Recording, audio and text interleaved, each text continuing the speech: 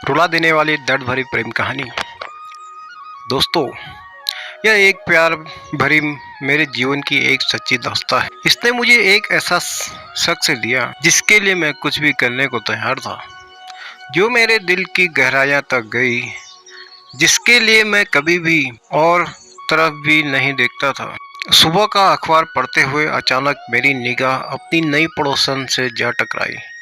मैंने सुना तो था कि मेरे बगल वाले फ्लैट में कोई महिला अधिकारी शिफ्ट होने वाली है, पर यह हमारा पहला आमना सामना था। हेलो हाय से शुरू हुआ परिचय कब गहरा हो गया पता ही नहीं चला। मेरी पड़ोसन मैडम जिले में ही एक उच्च पद पर पदस्थ थी और उसके पति किसी अन्य जिले में तैनात थे। उसके पति का आना जाना कभी कभार ही होता था। पड़ोसी होने के कारण वह मुझसे काफी घुल मिल गई। एक दिन उन्होंने टोक ही दिया कि तुम मुझसे हमेशा मैडम कहकर बात मत किया करो। मैंने कहा, मैडम मैं अभी एक विद्यार्थी हूँ और आप एक जिले में तैनात एक वरिष्ठ अधिकारी, आखिर हमारा क्या रिश्ता हो सकता है। वह कुछ देर तक शांत रही और फिर अपनी चुप्पी तोड़ते हुए बोली कि अगर तुम बुरा न मानो तो मुझे भाभी कहकर बुला सकते हो। मैंने कहा, आपकी बात सही है मैडम, पर मात्र भाभी कह देने पर भर से तो रिश्ता नहीं जुड़ जाएगा। वैसे भी यह बड़ा नाजुक व प्यारा भरा रिश्ता होता है। इस रिश्ते को निभा पाएंगे आप? उन्होंने अपनी आंखें ऊपर उठाई और मेरी आंखों में आंखें डालकर बोली, यह जरूरी तो नहीं कि हर रिश्ता खून से ही बनता हो।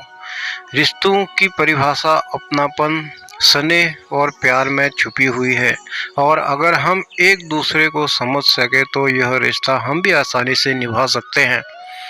उस दिन के बाद से हम मुंह बोले देवर भाभी के रिश्ते में बंध गए। एक दिन सुबह सुबह उन्होंने मेरे दरवाजे पर दस्तक दी। गुड मॉर्निंग जनाब, विद्यार्थी जीवन में घोड़े बेचकर सोना अच्छी बात नहीं है। अच्छे विद्यार्थियों की तरह अपने करियर पर ध्यान दीजिए और पढ़ाई लिखाई में जुट जाइए। इससे पहले कि मैं कुछ कहता, एक अपरिचित पर मधुर सी आवाज मेरे कानों में टकराई। नमस्ते अंकल, मेरा नाम प्रिया है और मैं कक्षा 11 में पढ़ती हूँ। मैं आपकी भाभी की इकलौती प्यारी बिटिया रानी हूँ और अब यही पर रह कर आगे की पढ़ाई करूँगी। अच्छा भाभी, तो आपने इन्हें हमारे बारे में पहले ही बता रखा है। चलिए, अच्छा हुआ, अब हमें परिचय देने की जरूरत नहीं पड़ेगी। तो ठीक है, हाथ मिलाइए और आज से हम दोस्त हुए। अच्छा अंकल, अब आप बताइए कि कैडबरी चॉकलेट पसंद है ना आपको? हाँ हाँ, क्यों नहीं। तो फिर शाम को आप कैडबरी चॉकलेट लेकर आइएगा। चल हट बदमाश कहेगी, अभी अंकल से कायदे से परिचय भी नहीं हुआ और तेरी फरमाइश शुरू हो गई। भाभी ने कहा, आप इसकी बातों में मत आइएगा, क्योंकि खाने पीने को लेकर दोस्ती करने में यह काफी तेज है। अरे तुम दोनों के चक्कर में मेरी चाय भी ठंडी हो गई। अच्छा, तुम जल्दी से फ्रेश होकर आओ तो एक एक कप गर्मा गर्म चाय हो जाए। वक्त के साथ प्रिया मुझसे काफी घुल मिल गई। वह मेरे खाने से लेकर बाहर जाने तक का हिसाब किताब रखती। जब कभी भी मैं देर से आता तो प्रिया दरवाजे पर खड़ी मेरा इंतजार करती रहती, और जब तक मैं खाना नहीं खा लेता वह कुछ नहीं खाती।